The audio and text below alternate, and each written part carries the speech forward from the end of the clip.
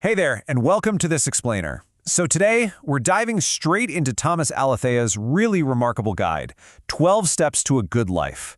Now, right off the bat, his very first step acknowledges a pretty stark reality. Life is just kind of unmanageable.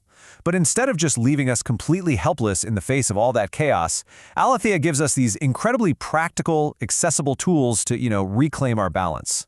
So today, we're zeroing in on one absolutely transformative technique. It's designed to help you cut through that daily noise and literally find your center. All of humanity's problems stem from man's inability to sit quietly in a room alone. Wow. Blaise Pascal wrote that centuries ago, yet honestly, it feels like it could have been tweeted this morning. We're living in an era where the pace of modern life is just constantly accelerating, right? The sheer volume of noise in our minds, the endless streams of content, the heavy pressures of our daily responsibilities, it can feel absolutely overwhelming. It is completely understandable if you feel like you're struggling just to catch your breath.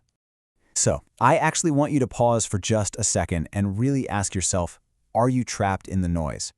Because what Thomas Alethea teaches us here is that our physical stress and our spiritual disconnection, well, they're intimately linked.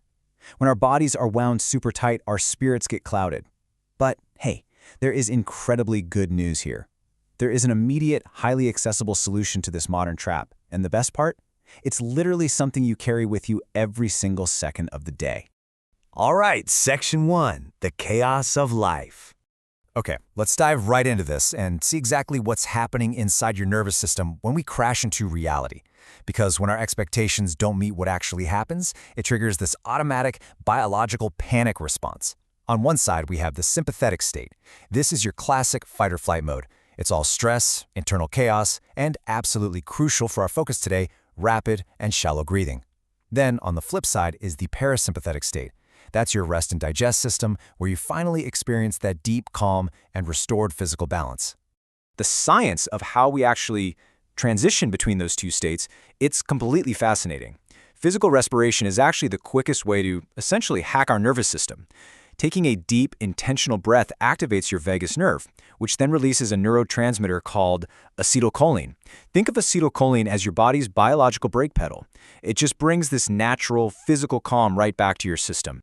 Moving on to Section 2, Breath, the vital bridge.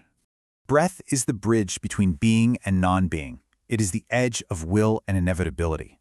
Man, this is one of the most profound ideas from Alethea's work. We're looking at this fascinating micro to macro arc, starting with the absolute smallest, most automatic action your body performs, a single breath. It literally spans the gap between your physical body and your spiritual self. I mean, you share this exact same rhythm with every living thing since the dawn of life. So here's the really crucial takeaway. Breath is the ultimate pivot point. Most of the time, breathing happens entirely unconsciously, right? Your body just does it to keep you alive. But unlike your heartbeat or digestion, you can actually step in and consciously take control of it. That makes it the perfect, built-in manual override switch to finally settle down a chaotic mind. Which brings us to Section 3, the 4-7-8 technique. This is the absolute core of today's explainer. It's a form of combat tactical breathing, used specifically to rapidly reduce anxiety, slow your heart rate, and settle the nervous system. It is incredibly effective. In fact, I want you to try it with me right now. Go ahead, get comfortable. I want you to inhale quietly through your nose for 4 counts. Ready? 1, 2, 3, 4. Now hold that breath for 7 counts. 1, 2, 3, 4, 5, 6, 7. And now exhale slowly and completely through your mouth for 8 counts.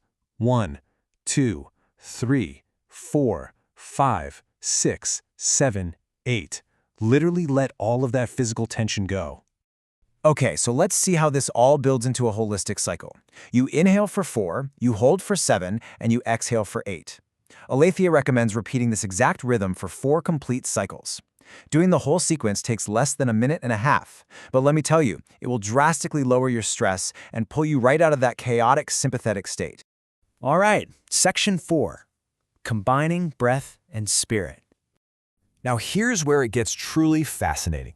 While the physical relaxation of that tactical breathing is fantastic on its own, Thomas Alethea's work teaches us how to elevate this into something much deeper.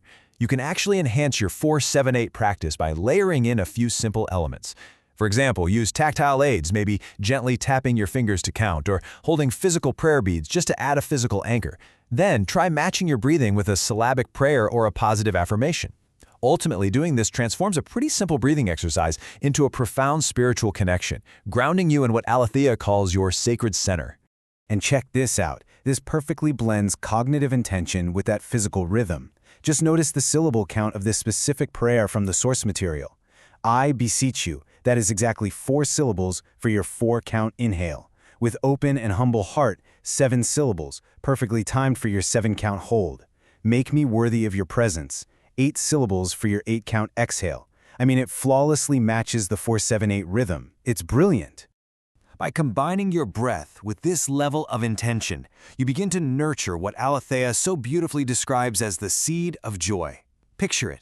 Imagine it as this tiny, eternal candle flame shining in the vast dark of your sacred center. This practice directly connects you to your eternal, authentic self. It's a place completely untouched by the noise, the endless expectations, and the chaos of the outside world. Finally, Section 5, your daily inner focus. So how do we actually make this part of our real, messy lives? Because let's be honest, none of this matters if it just feels like another chore on your endless to-do list. The source defines inner focus as the consolidation of prayer, meditation, and mindful breathing into a regular, accessible daily practice. And accessible is absolutely the key word here. We're not talking about escaping reality or, retreating to a cave somewhere. It is simply about returning to reality in its most centered, calm, and manageable form.